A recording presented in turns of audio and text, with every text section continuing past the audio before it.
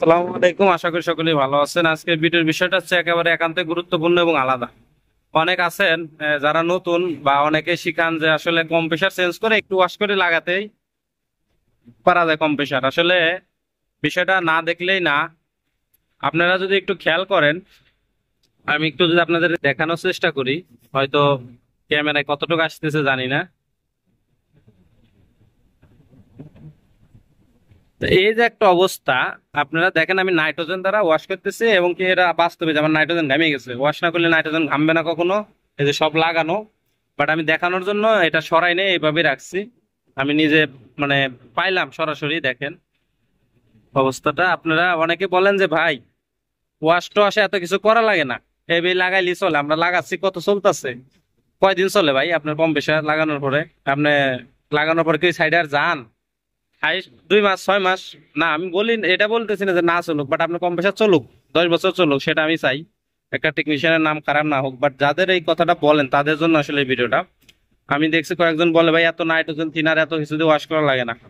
তা তাদের জন্য বলতেছি, আর নতুনদের জন্য বলতেছি, আপনারা একটু জেনে রাখেন বিষয়টা। কি বিষয়টা জেনে রাখেন, দেখেন এই কন্ডেন্সারটা আমি ওয়াশ করলাম, এখানে তেল বেরিয়েছে, বাট পাশাপাশি এই দেখেন এই ময়লাটা কোথা থেকে আইছে। এটা কিন্তু অবশ্যই কন্ডেন্সারের ভিতরে ছিল বা কম প্রেসারের ভিতরে ছিল, এটা কন্ডেন্সারে চলে আসছে। শুধু এইটুক না, আমার এখানে এখানে প্রচুর, এই দেখেন আমি এখানে তেনা দিয়ে তেল টেল পেরেছি, ওটাও ওয়াশ করছি, ওটাও ঢেকে রাখছি। তা এখানে এই সাদা কাপড়টা দিয়ে আমি আপনাদের বোঝানোর জন্য আসলে দেখছি যে বিষয়টা একটু দেখেন। একটা স্টেনার বা একটা ফিল্টার গোলক হইতে এরকম ময়লা থাকলে বেশিক্ষণ সময় লাগবে না, বেশিক্ষণ সময় লাগবে না, বেশি দিন না, অল্প কিছুক্ষণে একটা ফিল্টার স্টেনার যে কোনো টাইমে ব্লক করে দিতে পারে এই ময়লা। আর এই ময়লাটা কিন্তু দেখেন একেবারে বালি, বালির মতো দানা দানা, বালির মতো দানা দানা। এটা কিন্তু কোনো ইয়া না, একটা আছে না কালি, কালি কালি মানে কালি যেটা, এটা যেমন কালি, এটা অসুবিধা হবে না। মানে অসুবিধা হবে বাট সেরকম না, কিন্তু এইটা, এটা কিন্তু দানা দানা, অর্থাৎ দানা দানা বলতে বালি এক কথায়। এই দেখেন, তো এই যে বিষয়টা, আমরা যদি এই কন্ডেন্সারটা এখন ভালো মতো ওয়াশ না করে লাগাই, তাহলে কিন্তু আমাদের যে লিকুইড ডায়ার ফিল্টার থাকবে, বা আমাদের এখানে যে স্টেনার ধরনের থাকতে পারে, বা এখানে যে সার্ভিস ভালভ, বা এই যে এখানে যে ক্যাপিলারি গুলা, এগুলা ব্লক হইতে কিন্তু বেশিক্ষণ সময় লাগবে না। তা এই যে ওয়াশটা এত গুরুত্বপূর্ণ কেন দেখছেন, আপনাদেরকে বলি। যে নাইট্রোজেন ওয়াশ করবেন, একটা 4.5 টন, একটা 5 টন, একটা 3 টন, 2.5 টন, এই এসি গুলা কাজ করলে কেন বলি যে ভাই নাইট্রোজেন দিয়ে এরা ব্যবহার করেন, নাইট্রোজেন ব্যবহার করেন, কি কারণে বলি? আজকে প্র্যাকটিক্যাল আপনাদেরকে বিষয়টা দেখানোর জন্যই বললাম। আমি এখনো যদি ওয়াশ করি, আপনারা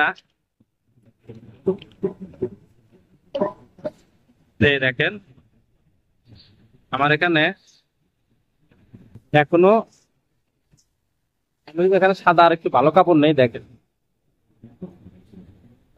ময়লা বেরোচ্ছে, এই দেখেন।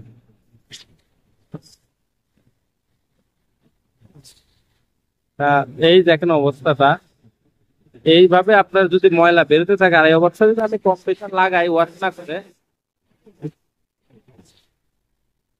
আমি যদি এই অবস্থাতে এখন কম্প্রেসারটা লাগাতাম, তাহলে আমার কম্প্রেসারটা কিন্তু হাইস্ট 2 মাস, 15 দিন, 1 মাস এইভাবে টিকতো। এর বেশি কিন্তু টিকতো না। তা এই জন্য বলি ভাই, একটা কম্প্রেসার লাগালে অবশ্যই একটা নাইট্রোজেনের মূল্য কিন্তু বেশি না, মানে নাইট্রোজেনটা তো আপনি ব্যবহার করে দিয়ে আসবেন, সিলিন্ডার তো আর কিনতেছেন না। তা নাইট্রোজেন ব্যবহার যদি করেন, দেখা যায় যে অল্প কিছু টাকার জন্য আপনার 40,000, 35,000, 70,000 টাকার একটা কম্প্রেসার বেঁচে যাবে। তা এই যে লং একটা অনেক অ্যামাউন্টের একটা জিনিস আপনি অল্প কিছু টাকার জন্য কিন্তু নষ্ট করি। তা আমরা এগুলা না করে আমরা ভালো মতো কাজ করি, টেকনিশিয়ানদের মান ঠিক রাখি, কাজের মান ঠিক রাখি। আমার বক্তব্য এটাই, আমরা সবকিছু ঠিক রাখি, বাজারের যে একটা মান আছে কাজের সেটা ঠিক রাখি। উল্টো পাল্টা কাজ করে, এই 2 নাম্বারই কাজ করে যেন আমরা বাজারের মান নষ্ট না করি, টেকনিশিয়ানের দুর্নাম না কামাই। এই জন্য এই ভিডিওটা, যে আসলে আমরা যেন কাজগুলো ভালো মতো করি। আমরা এখন এটা আবার ওয়াশ করে আপনাদেরকে দেখানোর চেষ্টা করব। তা আমি আবারও ওয়াশ করার জন্য প্রস্তুত নিলাম, এবং ওই দেখেন, আপনারা হয়তো বলতে পারেন যে ভাই আপনি ময়লা লাগাইছেন না, আমি নতুন একটা কাপড়, পরিষ্কার কাপড় নিয়ে জায়গা ধরলাম। এখন আমরা যেটা করব, নাইট্রোজেন দ্বারা আমরা ওয়াশ করব।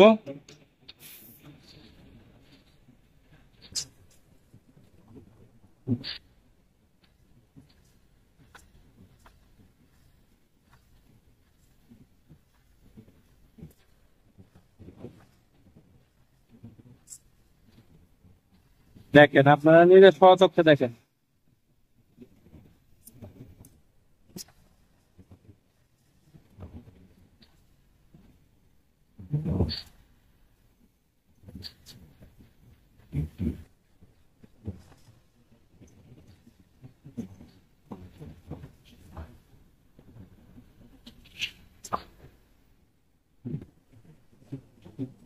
আপনারা প্র্যাকটিক্যালি দেখেন, আমি দেখাই আপনাদের, দেখেন অবস্থাটা।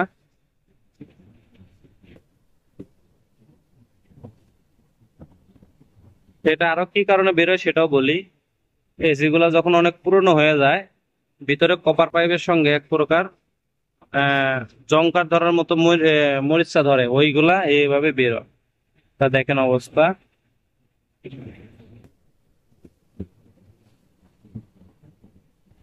ভিতর থেকে যদি এগুলা বের হয়, তাহলে আমাদের যদি থিনার অকটেন ছাড়া আমরা ওয়াশ করি, এই কম্প্রেসার টিকানো কোনো মতে সম্ভব না। অবশ্যই আমাদের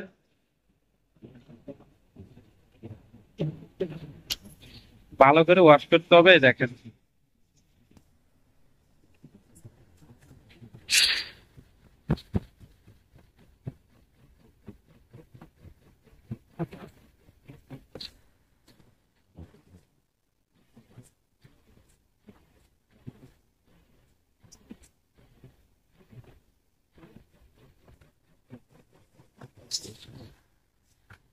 থিনার ওয়াশটা এইভাবে করতে হয়। আমি তো অকটেন দ্বারা করতেছি, আপনারা থিনার দিয়েও।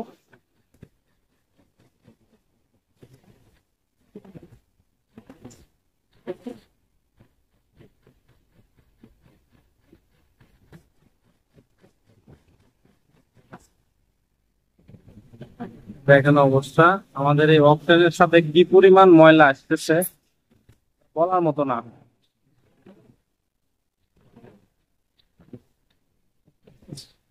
এই জন্য আসলে আমি একটু ওয়াশ করাটা দেখাই দিলাম। অনেকে বলতে পারেন, ভাই এরকম ময়লা বেরোলে কিভাবে ওয়াশ করবো? এইভাবেই ওয়াশ করবেন।